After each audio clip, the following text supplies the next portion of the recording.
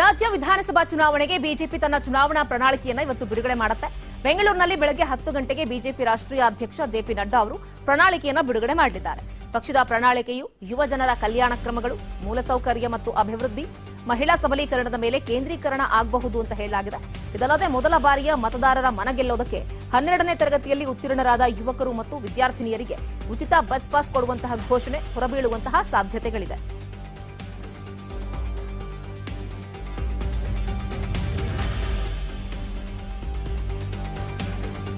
ಇನ್ನು ಕಾಂಗ್ರೆಸ್ ಕೂಡ ನಾಳೆ ತನ್ನ ಪ್ರಣಾಳಿಕೆಯನ್ನು ಬಿಡುಗಡೆ ಮಾಡುತ್ತೆ. ಈಗಾಗಲೇ 5 ಗ್ಯಾರಂಟಿ ಯೋಜನೆಗಳನ್ನು ಘೋಷಿಸಿರುವಂತಹ ಕಾಂಗ್ರೆಸ್ ಪಕ್ಷ ಇನ್ನೂ ಕೂಡ 10 ಹಲವಾರು ಭರವಸೆಗಳನ್ನು ಒಳಗೊಂಡಂತಹ ಚುನಾವಣಾ ಪ್ರಣಾಳಿಕೆಯನ್ನ ಮಂಗಳವಾರ ಅಂದ್ರೆ ನಾಳೆ ಅಧಿಕೃತವಾಗಿ ಬಿಡುಗಡೆ ಮಾಡುತ್ತೆ. ಪ್ರಣಾಳಿಕೆಯ ರಚನಾ ಸಮಿತಿಯ ಅಧ್ಯಕ್ಷ ಡಾಕ್ಟರ್ ಜಿ ಪರಮೇಶ್ವರ್ ಅವರ ಅಧ್ಯಕ್ಷತೆಯಲ್ಲಿ ಈಗಾಗಲೇ ಪ್ರಣಾಳಿಕೆ ಕೂಡ ಅಂತಿಮಗೊಂಡಿದೆ. ಮೂಲಗಳ ಪ್ರಕಾರ ಕಲ್ಯಾಣ ಕರ್ನಾಟಕ, ಕಿತ್ತೂರು ಕರ್ನಾಟಕ, ಕರಾವಳಿ ಕರ್ನಾಟಕ, ಮಲೆನಾಡು ಪ್ರದೇಶ ಹಾಗೆ ಬೆಂಗಳೂರು ನಗರಗಳಿಗೆ ಪ್ರತ್ಯೇಕ ಪ್ರಣಾಳಿಕೆಯನ್ನು ನೀಡಲಾಗುತ್ತೆ. ಜನವರಿಯಲ್ಲೇ ಕರಾವಳಿ ಕರ್ನಾಟಕಕ್ಕೆ 10 ಅಂಶಗಳ ಪ್ರಣಾಳಿಕೆ ಬಿಡುಗಡೆ ಮಾಡಿದ್ದು, ಇದೇ ರೀತಿಯಲ್ಲಿ ಬೇರೆ ಬೇರೆ ವಿಭಾಗಗಳಿಗೂ ಕೂಡ ಪ್ರದೇಶವಾರು ಕಾರ್ಯಕ್ರಮಗಳನ್ನು ಪ್ರಕಟ ಮಾಡುವುದಕ್ಕೆ ಕಾಂಗ್ರೆಸ್ ಮುಂದಾಗಿದೆ. ಇನ್ನು ಈಗಾಗಲೇ 5 ಕೈ ಗ್ಯಾರಂಟಿ ಯೋಜನೆಗಳನ್ನು ಘೋಷಣೆ ಮಾಡಿದೆ. ಮೊದಲನೇದು ಗೃಹ ಜ್ಯೋತಿ ಯೋಜನೆಯನ್ನ, ಅಂದ್ರೆ ಪ್ರತಿ ಮನೆಗೆ 200 ಯೂನಿಟ್ ಉಚಿತ ವಿದ್ಯುತ್ತನ್ನ ಕೊಡೋದು.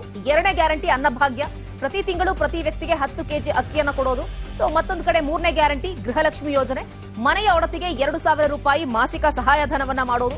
4ನೇ ಗ್ಯಾರಂಟಿ ಕಾಂಗ್ರೆಸ್ನವರದ್ದು ಯುವ ನಿಧಿ ಕಾರ್ಯಕ್ರಮ, ಅಂದ್ರೆ ಪದವೀಧರರಿಗೆ 3,000 ರೂಪಾಯಿ ನಿರುದ್ಯೋಗ ಭತ್ಯೆಯನ್ನು ಕೊಡೋದು. ಇನ್ನು ಡಿಪ್ಲೊಮಾ ಪದವೀಧರರಿಗೆ 1,500 ರೂಪಾಯಿ ಮಾಸಿಕ ಭತ್ಯೆ. ಇನ್ನು ಶ್ರಮಿಕ ಸ್ತ್ರೀಯರಿಗೂ ಕೂಡ ಕೈ ಅಭಯವನ್ನ ಕೊಟ್ಟಿದೆ.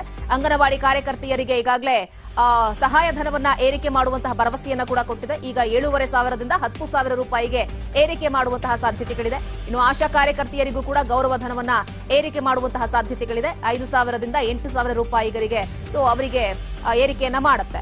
ಇನ್ನು ಮತ್ತೊಂದು ಕಡೆಗೆ ಬಿಸಿಯೂಟ ಸಹಾಯಕರಿಗೂ ಕೂಡ ಗೌರವಧನ ಏರಿಕೆ ಮಾಡುತ್ತೆ. 3,500ದಿಂದ 5,000 ರೂಪಾಯಿಗೆ ಮಾಡಬೇಕು ಅನ್ನೋ ಪ್ಲಾನ್ಗಳಿದೆ. ಅಂಗನವಾಡಿ ಕಾರ್ಯಕರ್ತೆಯರು, ಆಶಾ ಕಾರ್ಯಕರ್ತೆಯರು, ಹೀಗೆ ಸಾಕಷ್ಟು ಜನ ಇಲ್ಲಿ ಸ್ತ್ರೀಯರನ್ನ ಇಲ್ಲಿ ಬಹಳ ಕೇಂದ್ರೀಕರಿಸಿಕೊಂಡು ಕಾಂಗ್ರೆಸ್ ತನ್ನ ಯೋಜನೆಗಳನ್ನ ಬಿಡುಗಡೆ ಮಾಡ್ತಾ ಇದೆ.